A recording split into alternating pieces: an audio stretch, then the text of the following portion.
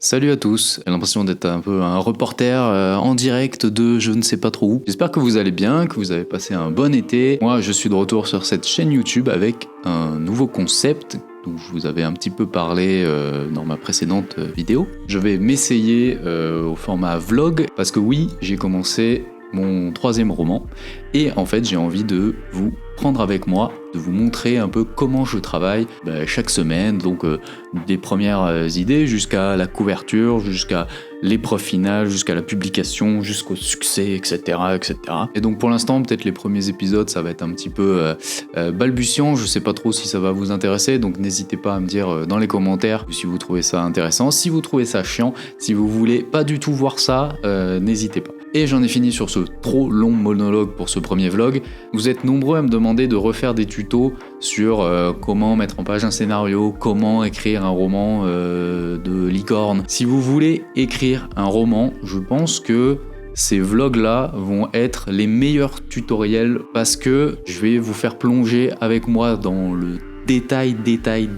Il y aura, je pense, un épisode toutes les 2 semaines, parce que si je fais un épisode toutes les semaines, c'est pas non plus, il n'y a pas non plus 36 000 trucs à expliquer, mais un épisode toutes les 2 semaines où je vous expliquerai dans quelle phase je suis, comment est-ce que je travaille mes personnages, comment est-ce que je construis ça, comment est-ce que je fais ça. Donc voilà, si vous voulez des tutoriels sur comment écrire un roman, ce vlog-là, je pense que ça sera le meilleur tutoriel que je pourrais faire de ma vie. Est-ce qu'on commencerait pas par ce premier épisode de la série qui n'a pas de nom, mais on va l'appeler Road to Roman 3, en route vers le 3e roman. C'est parti, je vous emmène avec moi dans les toutes premières phases d'écriture d'un roman policier. C'est parti. Je sais pas. Peut-être.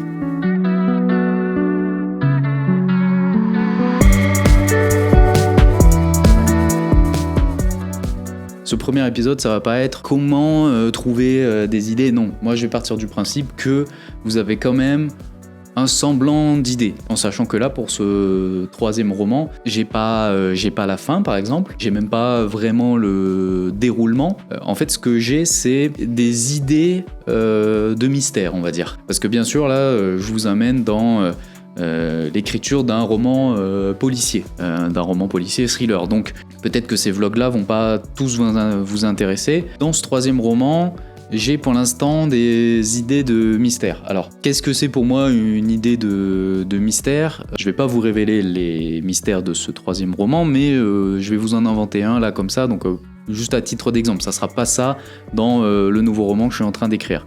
Qu'est-ce qu'il pourrait y avoir comme mystère ? On retrouve le corps d'une femme décédée, bien sûr, dans la forêt, et on fait une autopsie, et en faisant l'autopsie, on retrouve dans son foie une clé, par exemple. Voilà, c'est ça que j'appelle une idée de mystère. C'est quelque chose qui sort de l'ordinaire, qui va attiser forcément des questions, genre qui a tué cette femme dans la forêt ? Bon, ça c'est la première question, mais c'est un peu bateau. Mais par contre, qu'est-ce que fait cette clé dans son foie ? Est-ce qu'elle l'a avalée d'elle-même ? Est-ce qu'on l'a forcée à avaler cette clé ? Qu'est-ce que cette clé ouvre ? Enfin voilà, c'est en quelques phrases un mystère, on arrive tout de suite à se projeter dans des questions et surtout dans une envie d'avoir des réponses. Donc pour ce 3e roman, attendez, je vais poser la caméra parce que je ne suis pas très musclé, donc là je suis en train de me défoncer l'épaule. Pas facile d'être youtubeur. Donc voilà, je pars du principe pour ce premier épisode que vous avez quand même des idées. Alors moi, je pars souvent sur des idées de mystères. Donc voilà, là j'ai quelques mystères en tête. Donc c'est à partir de ça que je vais commencer à travailler à la fois des notes de recherche, que je vais travailler à commencer à imaginer mes personnages. Peut-être que vous n'avez pas forcément des idées de mystère, peut-être que vous avez des idées de personnages, peut-être que vous avez une idée d'une chute qui serait intéressante. Voilà, en tout cas, il vous faut quand même cette petite idée brûlante. Vous n'êtes pas obligé d'avoir tout le scénario, au contraire, parce que dans ce premier épisode, je vais vous expliquer comment je construis à partir de quelques petites idées de scénettes, de mystères, d'un personnage, comment est-ce que je construis tout ce que j'appelle la bible du roman. Donc ça va être les personnages, ça va être leur background, ça va être leur relation entre eux, ça va être tous les secrets, ça va être les évolutions des personnages, ça va être les lieux, ça va être... Bref, voilà, c'est toute la bible qui, après, me servira à construire la structure de mon histoire. Donc ça sera dans l'épisode 2 ou de l'épisode 3. Pour l'épisode 1, comment est-ce que je fais pour créer cette Bible ? Eh bien, c'est très simple, une Bible mérite un carnet. Et donc, ce que je fais, c'est que je me suis créé un carnet d'écriture sur mesure. Ce carnet d'écriture me sert de Bible finale. C'est vraiment un carnet que je garde avec moi tout le temps. Pendant tout le process d'écriture, tout le process de structure et tout, c'est un carnet qui reste avec moi à portée de main. Là, ce que je vais vous montrer, c'est le carnet que j'ai utilisé pour l'homme de la cave, donc alerte spoiler. Il se peut que si vous zoomiez sur des éléments, vous allez peut-être vous spoiler, donc désolé. Parce que sinon, j'en ai un autre, bien sûr, pour le roman numéro 3. Je vous invite quand même à aller lire l'homme de la cave si c'est pas déjà fait. Je vais essayer d'éviter à tout prix les spoilers les plus gros, mais voilà. Faut pas faire attention au nom du projet qui à la base s'appelait Compère, jeu de mots avec le père. Bon voilà, c'est nul. On va retrouver toutes les notes et les idées en vrac, donc ça c'est vraiment l'étape numéro 1, donc je vais vous le montrer tout de suite. Hop. Donc voilà, là c'est toutes les notes que je prends. Pour moi, c'est même pas la première étape, c'est une étape qui me suit pendant tout le process de conception et d'imagination d'une histoire. Dès que j'ai une idée, dès que je me dis « et si c'était ça, et si c'était ci », je me note tout. Donc voilà, il y a plein de notes que je relis assez régulièrement parce que c'est à la fois des idées, c'est à la fois des pistes. Parce que c'est vrai que écrire un roman, c'est faire des choix. Souvent, pour une révélation, par exemple, il va y avoir plusieurs révélations qui pourraient arriver. Donc, souvent, je me note ça. Et des fois, je me fais des petits... hop, là, vous verrez mieux comme ça. Voilà, des fois, je me fais des petits schémas de progression des personnages. Enfin, voilà, c'est vraiment toutes les notes et les idées en vrac que je vais avoir sur mon roman. Donc je passe ici. Dans ce carnet, on retrouve aussi des cartes heuristiques. Alors, qu'est-ce que c'est des cartes heuristiques ? Pour ceux qui ne savent pas, c'est à partir d'un mot, à partir d'une idée, à partir de n'importe quoi, c'est tisser des liens entre d'autres idées, d'autres mots. Là, par exemple, bon, je vous spoil rien en disant ça, mais voilà, j'avais une des thématiques de l'homme de la cave, c'est les secrets, surtout les secrets de famille. Donc, à partir du mot secret, j'avais envie de trouver des concepts ou des idées qui pourraient symboliser les secrets. Donc, par exemple, un secret, ça pourrait être lié à l'archéologie. C'est un archéologue, c'est quelqu'un qui déterre des secrets anciens. Donc, voilà, je me disais que peut-être que le héros pourrait être archéologue, ce qui n'est pas du tout le cas au final. Bref, voilà, je me fais des petites cartes heuristiques pour trouver des concepts, pour trouver des idées. Qu'est-ce qu'on va retrouver après ? Ça va être tout ce qui est inspiration. Donc là, j'ai rien mis, mais sur le nouveau roman, je me suis noté une bibliographie de romans que j'aime et que j'ai envie dont j'ai envie de m'inspirer pour certaines idées. Pareil pour la filmographie. Là, j'avais noté, par exemple, pour les inspirations filmographiques de l'homme de la cave. Qu'est-ce qu'on va retrouver aussi dans ce carnet ? On va retrouver les titres potentiels. Parce que voilà, en amont du projet, j'aime bien me trouver un titre, qui est un titre de travail, on va dire, mais comme ça donne de la matière à mon roman, ça le rend plus tangible, on va dire. Donc là, voilà, pour les titres potentiels, j'avais pensé à Compère pour l'homme de la cave, ou Repère. Je suis très jeu de mots, ou Cave, qui est en fait Cave, c'était le titre de travail jusqu'à la toute fin, jusqu'à ce que je change pour l'homme de la cave. Les synopsis, en général les synopsis, je les écris vraiment une fois que j'ai complété tout le carnet. Je commence à écrire un synopsis. Pourquoi écrire un synopsis ? Parce que ça permet de matérialiser pour nous en quelques lignes qu'est-ce que va raconter notre histoire, et c'est un peu une boussole qui nous permet de pas oublier qu'est-ce qu'on voulait raconter à la base. Donc voilà, c'est quelque chose que je fais à la fin.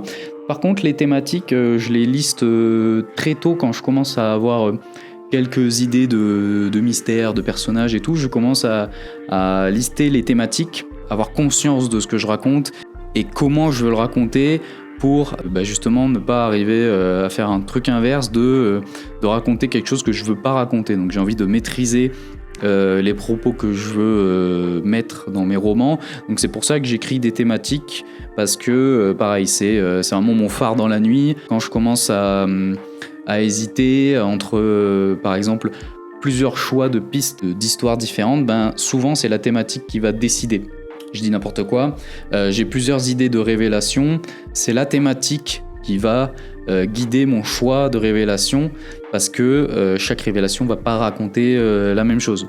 Je dis n'importe quoi, si le tueur c'est le père, si le tueur c'est la mère, ou si le tueur c'est le fils, ça va pas du tout raconter la même chose, et donc ça ne va pas du tout être la même thématique. Donc c'est très important pour moi d'avoir une thématique claire dans sa tête, une ou plusieurs, parce qu'un roman c'est quand même très conséquent, donc on peut avoir plusieurs thématiques, mais c'est important de toujours les avoir en tête. Voilà, donc là c'est d'autres thématiques. Une page de to-do pour les recherches, là je l'avais pas utilisé pour l'homme de la cave, donc voilà, là on est vraiment dans la première partie, c'est les notes, les inspirations, les thématiques, voilà, c'est vraiment toute la partie réflexion. On entre dans la partie personnage, je vais pas vous montrer ça pour essayer de pas vous spoiler l'homme de la cave quand même. Donc là, la partie personnage, c'est des fiches personnages.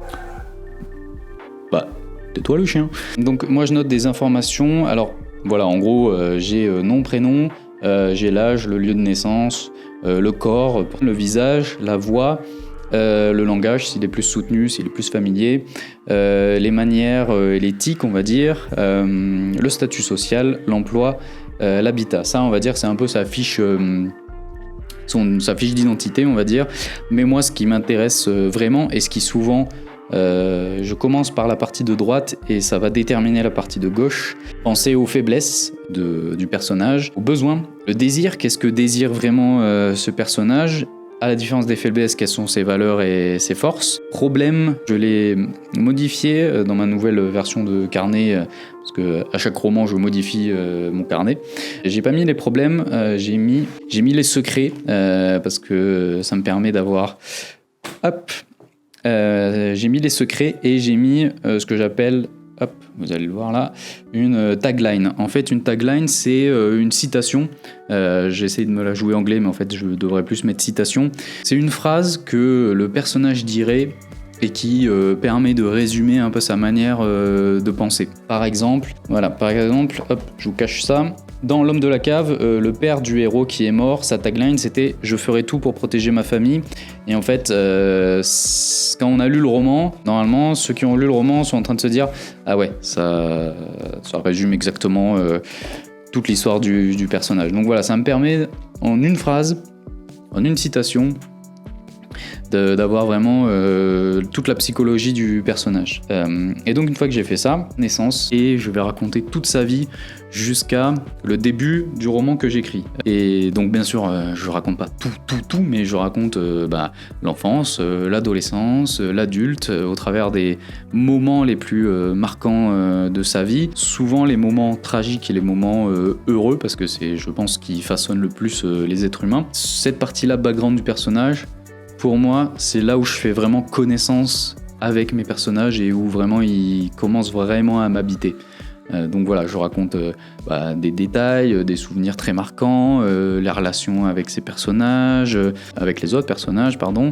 Et voilà, ça me permet en gros de raconter une histoire dans l'histoire, mais voilà, ça me permet aussi de créer et de cacher un peu des secrets qui seront révélés peut-être plus tard ou peut-être pas. Et après, je résume en 2 pages l'évolution du personnage qui va se passer dans le roman, parce que élément hyper important, un personnage qui est dans telle situation et dans telle façon de penser dans un début de roman ne peut pas être dans exactement le même état à la fin du roman. Et parce que un personnage qui n'évolue pas du tout, ça peut exister. C'est assez décevant quand même de voir que après tout ce que le personnage va affronter, surtout dans des romans policiers où il y a souvent des meurtres, c'est tragique, c'est dramatique, donc un personnage qui serait totalement stoïque du début jusqu'à la fin et qui n'aurait pas changé avec tout ce qu'il a affronté, ça serait décevant. Donc voilà, je résume un peu l'évolution de mon personnage. Et voilà, je fais ça pour tous les personnages que j'invente. Et une fois que j'ai tous mes personnages, alors bien sûr, le boulanger qu'on va croiser dans le chapitre 2 et qui va juste dire 2 lignes, c'est pas important de faire une fiche de personnage. Là, je parle des personnages principaux. Je parle des archétypes. On va retrouver le protagoniste, l'antagoniste, les alliés, les adversaires, les faux alliés, les faux adversaires, les personnages qui vont vraiment avoir une importance cruciale dans le récit et pas juste le serveur du McDo du chapitre 12. Et donc une fois que j'ai fait ça, là je rentre dans la relation entre les personnages. Et je fais 2 colonnes avec le titre de mes 2 personnages et tout en haut ce qu'il y a c'est la thématique principale du récit parce que je construis toujours la relation avec mes personnages, je la construis toujours à partir de la thématique, de là où les thématiques. Donc ça peut être, je peux faire deux personnages, 2 relations personnages des 2 mêmes personnages, mais avec les thématiques différentes. Pourquoi ? Parce que, encore une fois, j'ai envie de maîtriser ce que je raconte et surtout, pas envie d'avoir 20 000 thématiques dans mon roman parce que ce qui va en rester, c'est un goût un peu amer en fin de lecture de qu'est-ce que ça raconte vraiment. Ça me parle de deuil, ça me parle de mort, ça me parle de passion, ça me parle d'évoluer, ça me parle de... J'ai envie de raconter plusieurs choses dans les romans, mais voilà, je me restreins souvent à quelques thématiques pour qu'à la fin, il y ait 1 ou 2 ou 3 à la limite grands messages. Dans L'Homme de la Cave, il y en avait 2. Donc c'est toujours par rapport à la thématique que je crée la relation entre mes personnages. Donc voilà, je fais toutes les relations de mes personnages. On a vu la partie un peu recherche et notes, la partie personnage. Maintenant, modus operandi, c'est là où je vais détailler, comme j'écris des romans policiers / thrillers, il y a forcément des meurtres ou des disparitions ou des enlèvements ou peu importe. Et donc pour avoir le détail et donc pour savoir comment s'y prend l'assassin, j'ai besoin d'avoir le nom de la victime, la date et l'heure, le lieu du meurtre ou de l'enlèvement et tout ce qui se passe avant. Donc en général, est-ce que c'est prémédité, est-ce que c'est plus un accident, si c'est un accident, comment était la relation entre les 2 personnages, qu'est-ce qui a amené cet accident, le pendant, parce que souvent je trouve que dans les romans policiers, des fois on a des meurtres qui sont ensuite expliqués et on se dit que c'est juste impossible. Quand on nous dit on a retrouvé le corps d'un rugbyman de 120 kilos étranglé et qu'en fait à la fin on nous dit qu'en fait le tueur c'était sa mamie qui l'a étranglé, non, c'est juste pas possible.